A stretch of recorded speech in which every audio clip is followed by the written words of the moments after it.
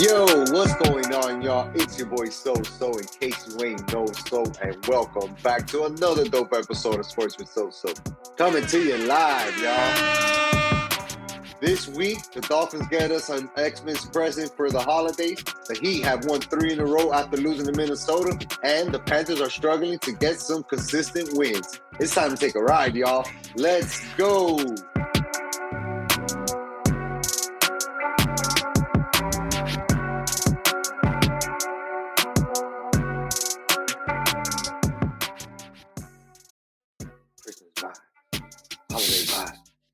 Christmas vibe, holiday vibe, Christmas vibe, holiday vibe. It's all in the shoulders, dog. If you ain't got no shoulders, you ain't got nothing, dog. You got some good shoulder movement. Merry Christmas, so Merry belated Christmas. Yeah, absolutely, dog. Merry Christmas and happy holidays to everybody out there watching, man. And upcoming Happy New Year's as well. We hope 2024 is as prosperous for you as it's been for. It's gonna be for us because 23 was a hit for us.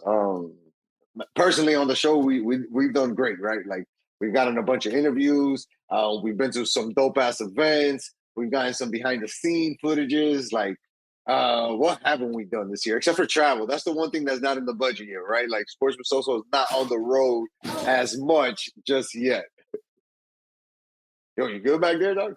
Yeah, I'm sorry. I just had a little technical difficulty back here in the studio. But no, I'm with you, bro. 2024, on the bigger and better things. But, we're still not done with 2023, doggy. We still got a couple things to cover. We got some things going on, bro. So let's get into it. Yep. Real quick, I just want to thank everybody for subscribing to the YouTube channel, man.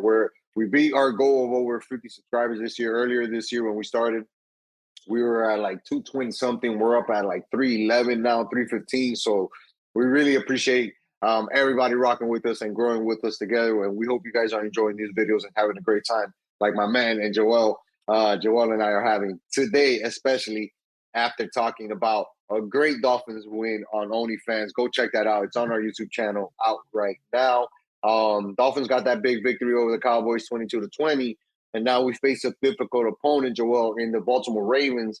What scares you the most about this Ravens team? History. History. I'll say memories.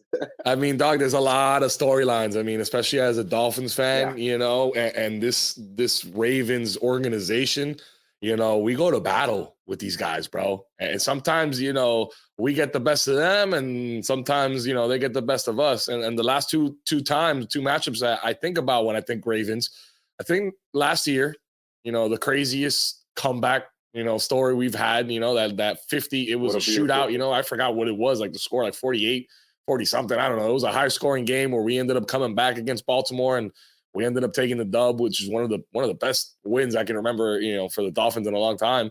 And the second game that I remember, isn't so sweet, dog. It's the 2016, playoffs, the last time the Dolphins, well, not the last time, but, second to last time that the Dolphins made it to the playoffs.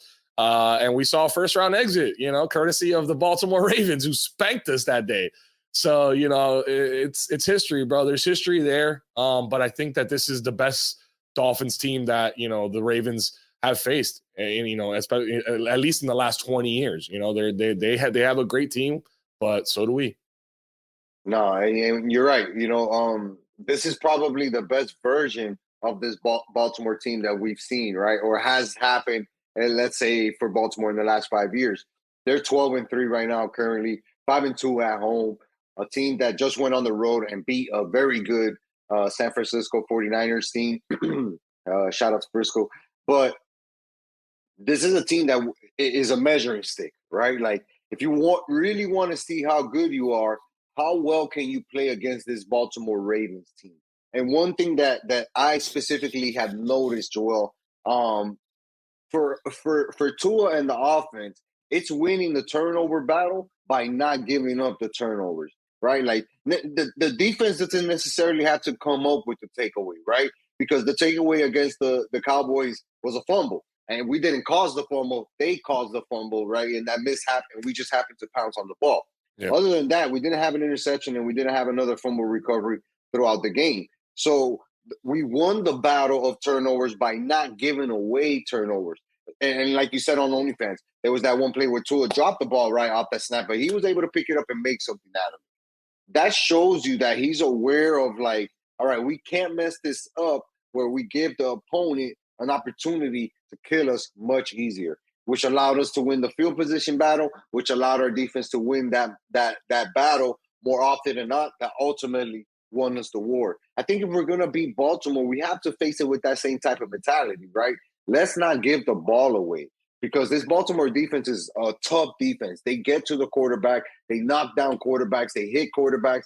We need to make sure that we protect Tua, protect the football, and not dig any holes for ourselves against a formidable opponent. Probably the best team in the NFL right now, if we're being real. Yeah, I would agree with that, especially after that their most recent win. You have recency bias, but yeah, they beat the Niners and went into the Niners' house and destroyed them. After the Niners had been kind of on a tear after they went on that 3-game losing streak, they kind of picked themselves up and now they got brought back down to reality. But credit to the Ravens, dog. I mean, defensively, you just said it. They're sound.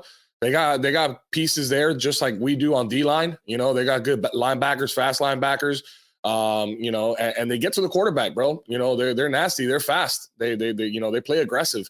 And the other thing is, offensively, they got something we really haven't seen this year. We haven't really had to deal with this year. And, you said it on OnlyFans, an MVP quarterback, in Lamar Jackson and the way he's playing right now and how fluid it looks. I mean, I've seen a couple of this guy's games this year and bro, he looks like he's comfortable again. He's healthy and he looks like he's just playing on a different level than everybody else, seeing the field, on a different spectrum, just kind of seeing plays develop differently. He knows when there's not things there.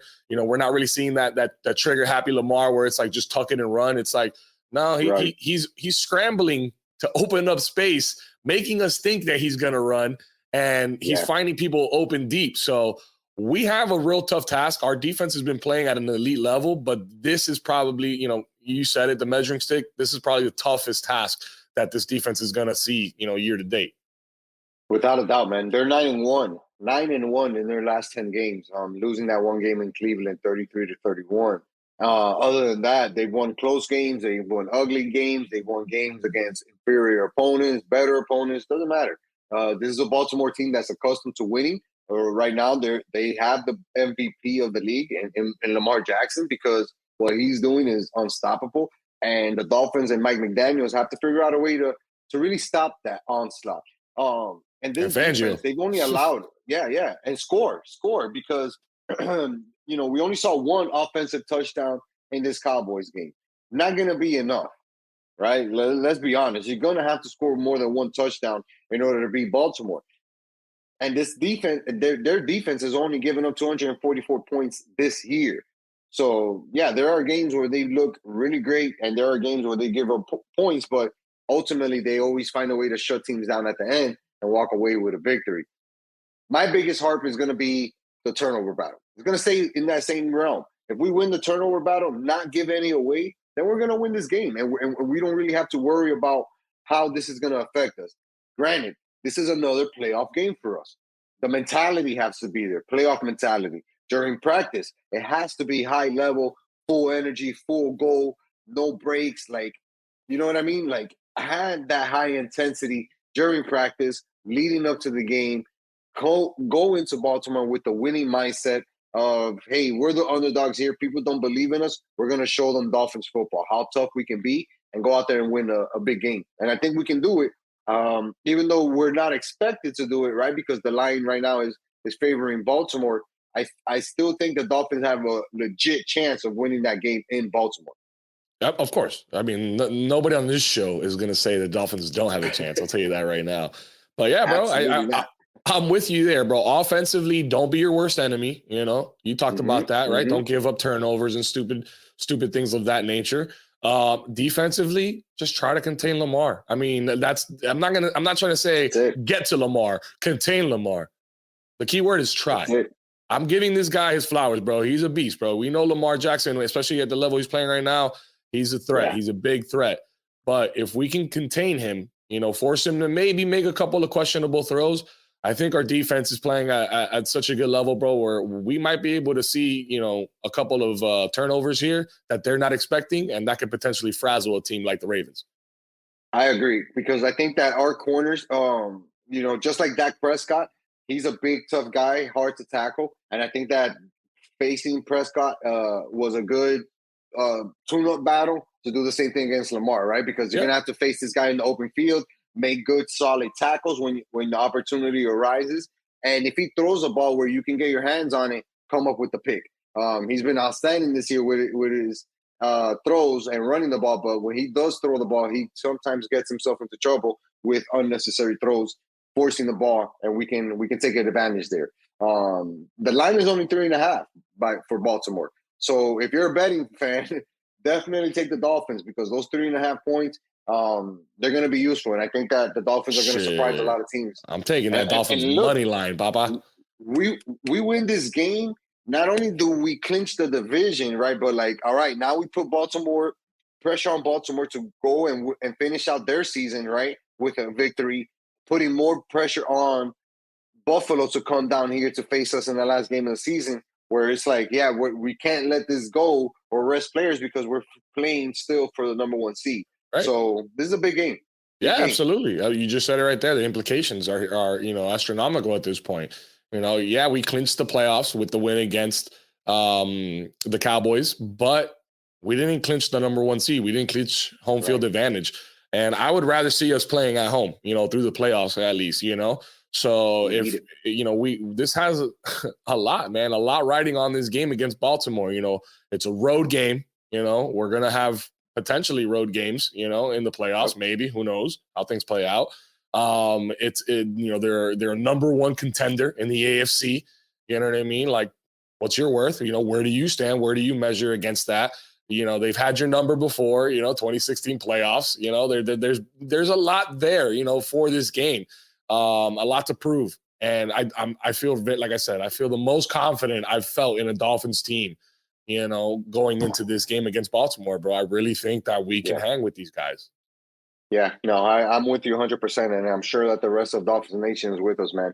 Go check out OnlyFans if you haven't already, and tell a friend to tell a friend to tell a friend to go check it out because it's on fire and we get deep into that game recap.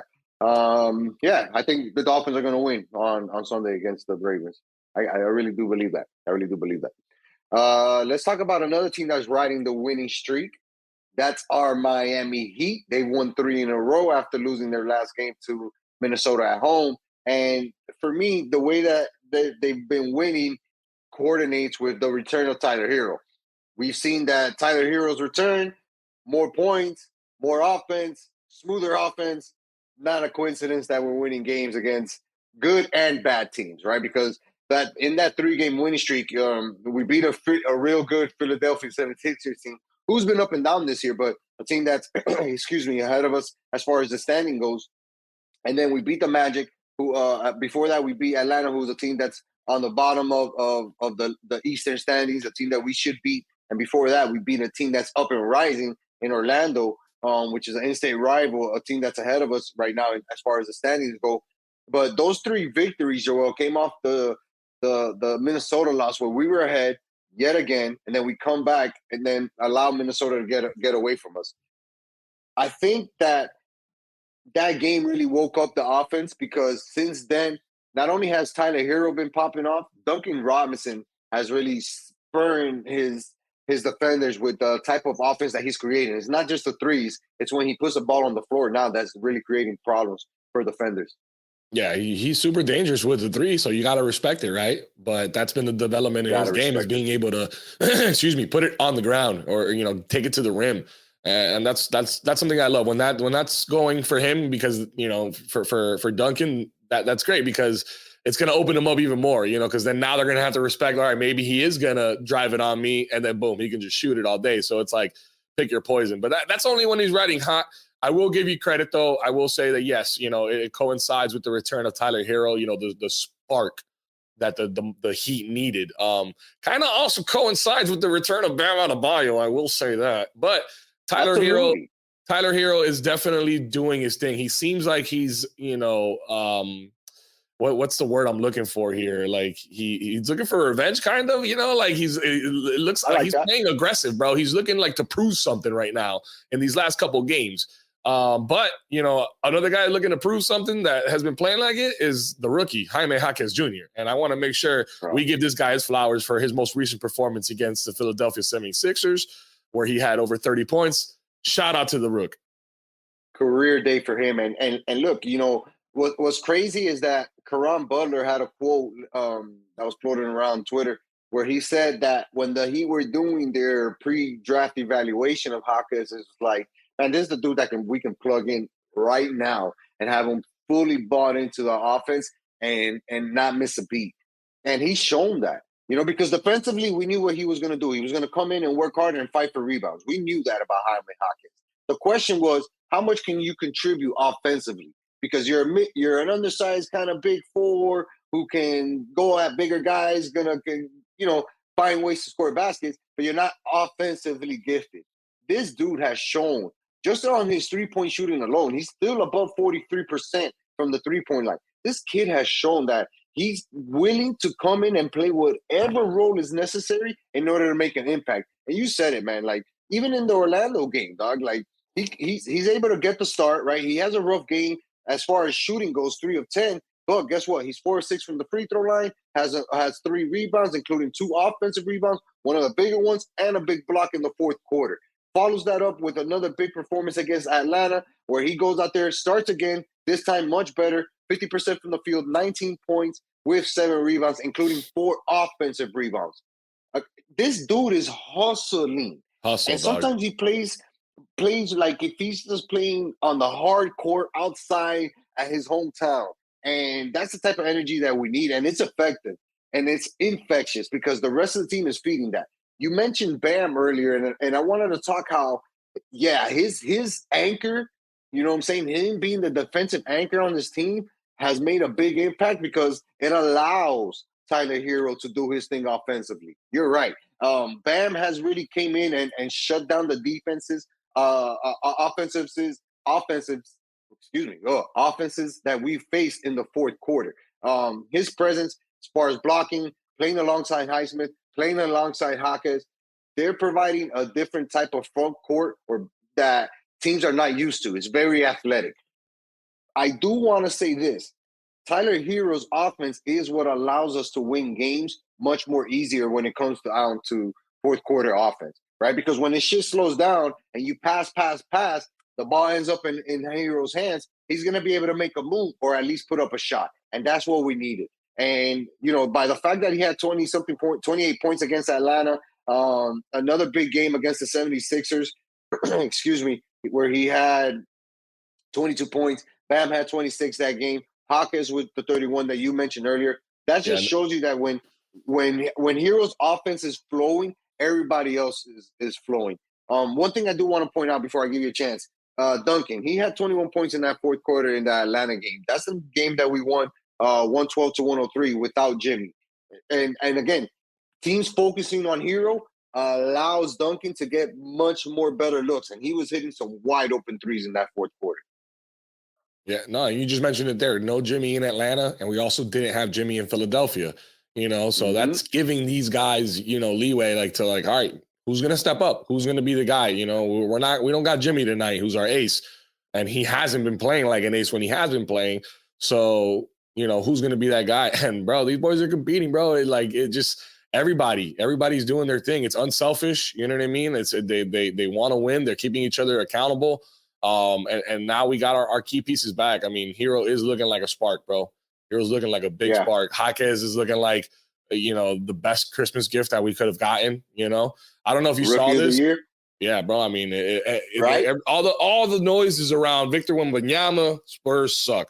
Chet Holmgren, I don't know what the hell OKC is doing. I think they're doing pretty good in the West. Doing all right. They're doing but I don't think Chet is having the impact that this kid is having, And the thing for Jaquez is that you have Bam, you have Jimmy, and you have Hero. You have to play at a crazier, even crazier level to be recognized as that, just because you have all these guys surrounding you. Whereas, Victor, if he goes off right now, he's going to be the catalyst for his team. Chet, probably the same thing, even though they do have Shea Gillis. But Anyways, I digress. I don't know if you saw the post that said that the Pacers had pre-draft workouts with Jaquez, Hero, and Bam all in their respective draft years, and we picked them all up. I mean, it was. I saw that post. I was like, bro, that's you got to. If you ever have doubt that Pat Riley might be losing it, you got to look at that track record, bro. Not necessarily Pat Riley, but just the system that he's at the top of, right? Like him, Eric, the coaching staff, Karan, Malik Allen, like all of these dudes, like now UD in that post, like all of these dudes are working collectively as a unit to find the best type of players that fit this type of program. And they hit a fucking grand slam with Hawkins. They hit a grand slam with Bam, and they really hit a grand slam with Tyler Hero, because even though Tyler Hero is not your quote unquote prototypical superstar, this is a guy who can create offense at any given time and put up 30 points if you fall asleep on him at any given time. Yeah. We know what Bam's capable of as far as being a 20 and 15, maybe even possibly a 30 and 10 guy as he continues to grow. And what we're seeing in the evolution of Hawkins, right, is just showing us that he still has bigger leaps and bounds to go. And once he reaches those, he's going to be one of those unguardable, unstoppable players that you wish you had on your team. So now we have 3 of those guys to look forward to for the future, because like you said, Jimmy, Lowry, Kevin Love, these are all guys that are ending the near of their career, the end of their career. And we're going to need new blood to step up that becomes those veterans to take on that type of leadership roles. One thing I want to point out about Hawkins, man, shout out to Delphin, hooking me up with this stat. Jaime Hawkins Jr. right now, leading all rookies in scoring in December, 16.6 average. That's more than Victor Wembanyama, Chet Holmgren, Brandon Miller, Keontae George, Scott Henderson, and the list goes on and on and on. This is a dude who's not necessarily being relied upon for his offense. So the fact that he can contribute like he has been contributing shows you that the Heat trust in him to rotate and be a part of this offense, and fit in there with the guys like Duncan and Hero, who are our main sources of offense. But let me tell you, that 119 to 113 victory against Philadelphia really meant a lot, because that put us back in a favorable position as far as our record goes, right? We're up 18 and 12 at the moment. We're 7 and 3 on our last 10 games, and we're building on momentum. Coincidentally, bro, it's kind of weird that we're one of the few teams that are 9 and 6, both at home and away. So we're above 500 at home and away. And right now, we're the only team in the NBA who's 7 and 0 in their division. We have yet to lose. Boston is 9 and 1 in their own division. This Heat team does have a lot of substance, and I think its greatest asset is that we are a deep team, right? Because we can rely on multiple guys, or having multiple guys available to provide something on any given night. We're not just relying on Jimmy Butler to come in and save the day, which kind of sucks, in my opinion, that he's missing all these games. Because for me, I think it's really important that Jimmy play as much as we can. I know that people will disagree with that and just say, hey, show up in the playoffs. But we need to be careful with this season. It can, just because it's going good right now doesn't mean that it can't go wrong, right? And I think that it can get better if we focus on the right things, focus on improving our standings in the East right now, because being a 6th seed is not it right now. And excuse me, the fact that you have teams like Orlando and Philadelphia above us and New York right behind us shows you that it's going to be a tight race. Every game is going to matter. We know that the in-season tournament is over. We got to focus on winning games and putting streaks together. And I think that this 3-game winning streak is very helpful, because now we're going on the big-time West Coast road trip that's going to fucking suck. Yeah, the road trips, especially out that far out west, always do suck. Yeah, but it helps, you just name the guys that, the guys that are above us in the standings. We just beat those guys. So, like, you got to do what you can control. Worry about what you can control. And that's what we did. I think the biggest one there was that victory against Philadelphia, because of the fact that they had no Joel Embiid. And we know what that guy does for that team, especially against the Heat. It's never an easy one for us. So it's like, all right, we got no Jimmy, but they got no Embiid. So we need to win this one. And we went out there and we did that. So feeling real good about these Miami Heat right now, dog. Especially, God, they're just clicking right now. We got our boys back. We got Bam and Hero back. Hawkins is doing his thing. Duncan is doing his thing. There's a rumor that we might trade Lowry for DeMar DeRozan. I mean, the world is, sitting pretty right now. I never heard about the Ron Moser and What? Moser. The Rosen. I don't know what the Yeah. hell's wrong. I think it's the The energy more drink. I The hear it, Rosen. the less I like it. The less I like it. And the real thing for me when it comes to him is like, yeah, he's instant offense. A little bit of an older guy. I think he's in his early 30s already. But what can he contribute defensively? I think that if we're looking at additions, we either need a superstar outright or we need a defensive anchor piece in the form of a center. That's my opinion. So just like with the Levine things, yeah, that would add offense and add a different element to this team, but I don't think it's the right fit as far as pieces go. You don't think I DeMar's can't a good say defender? I think he's a good defender. I don't think he's a great defender. I think he can be a better defender here on this team because we have obviously better defenders than most other teams. I just don't think that that's his strong suit. And maybe we don't need him to come in and defend, right? Maybe we just need him to continue to provide constant offense and be a threat. I would love to see that guy in a Heat uniform. I just don't know if he should be our main target. Like I said, I think we should be looking for a center or a superstar. I'm not saying that the Rosen isn't a superstar, but he was one. Now he's currently not. Let's just see what's out there. Let's continue to see what this West Coast road trip looks like. How we finish the year and how we start the year. Right. Thursday we'll be in Golden State. They've been up and down this year. Right. They won't have Draymond because he's still suspended. Can we go out there and beat them? Take advantage of them. Go out there and beat a Utah team on Saturday. Come back on Monday while we're recording and face the LA Clippers team and then go face the Lakers, and then go face Phoenix. Tough 5-game road trip, and if the Heat are going to do any type of assessment, it has to be based off this road trip because here you're going to see a lot of different type of opponents, guys who can score, guys who run around screen a lot, teams that play big, teams that play quick, teams that play through their small forward.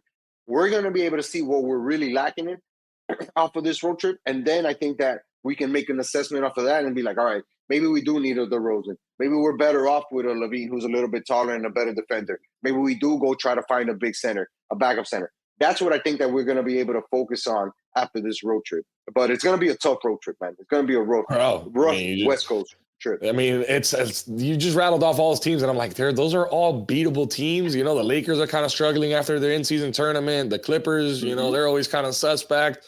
You know, I forgot who else you mentioned in there. Utah, you know, the Jazz, you know, like all beatable teams, bro. But you know, you compound that with, you know, you compound that with going, you know, traveling, having to travel all that distance and stuff, and the jet lag and everything. I mean, it's not going to be easy by any means, but we got everybody, and I hope we have everybody. I hope Jimmy comes back, and I hope we start seeing, you know, more of a, you know, what our whole entire team looks like, especially for something like this.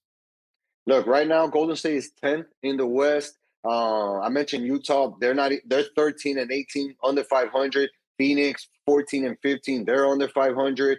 Winnable games, right, on paper, but tough matchups for us. Tough matchups. And I think that these teams, like I said, they offer something different to the Heat than what we normally see against East Coast teams. So I really think we should use this as an assessment period, see where we stand. Let's continue to win games, right? We got 5 big road trip games. Let's see how many we can get. Can we go 3-2? Can we go 4-1? That if we go 4-1, think about that. That puts us at 22 wins, and we're creeping up into the top 3, top 4 spot in the East. Let's see what happens on this road trip. I'm very excited for it. Plus, that the West Coast games, I'm going to be off this week, so your boy's going to be staying up to watch them to get that pizza mañana. I hope you guys have been taking advantage. One more time, what time is the game on Thursday night?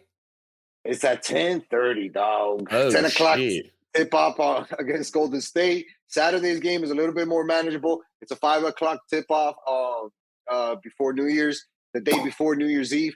And then New Year's Day, we're going to be playing in the Clippers arena. And then next day, Wednesday, the 3rd, we'll be facing the Lakers. You and I are going to pick a day to record between that after that New Year. So we'll figure it out then. And then, of course, we'll let you guys know. We'll figure it out. Something else that we have to figure out is what the hell is going on with the Panthers. Huh? They're back to their up and down shit. This is a team that has lost 2 out of the last 4 games, and they lost them in ugly ways, only scoring 1 goal in each one of their games. Yeah, man. You're a glass half empty guy? Yeah, man, because like it's this is a day and age, Joel, in hockey where if you score one goal, dog, it's like you got shut out. Because on average, most teams score about 2 goals on average, right? I think the league average is like 1.7. So imagine when this offensive team, right, that we know we can beat, goes out there and faces a bad Calgary team on the road, loses 3-1, comes back home, faces an okay Blues team, loses 4-1. It's like, wait a second, wait a second, wait a second. What's going on here? Where are the Panthers, and why aren't they winning games? Because this is a team that was right behind Boston, and in these last 4 or 5 games, they've dropped in the standings and allowed Toronto, fucking Toronto, man. They've allowed Toronto to catch back up to us and put us in a position where now we're fighting for more playoff position in an already tough division, dog. Listen, I hear you, but you got to understand that our audience, our listeners, they rely on us for the way that we spin, these statistics and these, facts for our teams as they go on and how we spin the narrative. You know what I mean? So you're kind of giving us, the impression that Frustrated. we're struggling hard. But here's the facts. The last 4 games, you said we went 2-2. We have Yes. 2 losses out of 4 games. Well, we also have 2 wins. We also won 5-1 against the Oilers in that span. Okay, that was the first one. We went on a 2-game skid, which are the ones that you're upset about. But I was there in attendance on Saturday on Noche Buena Eve, all right, where we faced off against the Las Vegas Knights, the reigning, defending Yeah. Stanley Cup champions who took us out of the final this year. Okay, Yep. this is a big game for us at home, and we took them down 4-2, big guy. That's what I'm looking at. I know the 2 games kid sucks, but we bounced back in a big fashion against Vegas, baby. Come on. No, and the way that we did too, right? Ultimately going tit for tat in the second period after a scoreless first period.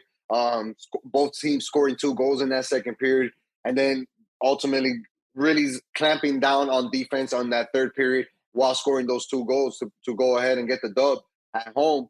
I just don't like losing game at home, Joel, because this is a team that was really based off its dominance at home, and now we haven't been seeing that. We've been very inconsistent when it comes to playing at home, and that becomes a problem. And especially when you're only scoring 1 goal. You tell me you're losing games 4-3. We lost a shootout 5-4. All right, cool. But when you're getting dominated at home, that's a problem. And that can't continue to happen for the rest of the season because we've already seen it happen too many times this season. And we know that not even theoretically, statistically, it's been proven that the Panthers, the less games they win at home, the harder they have to face a tough road in the playoffs to try to get any type of success. And this is a team and a franchise that is looking for the ultimate level of success.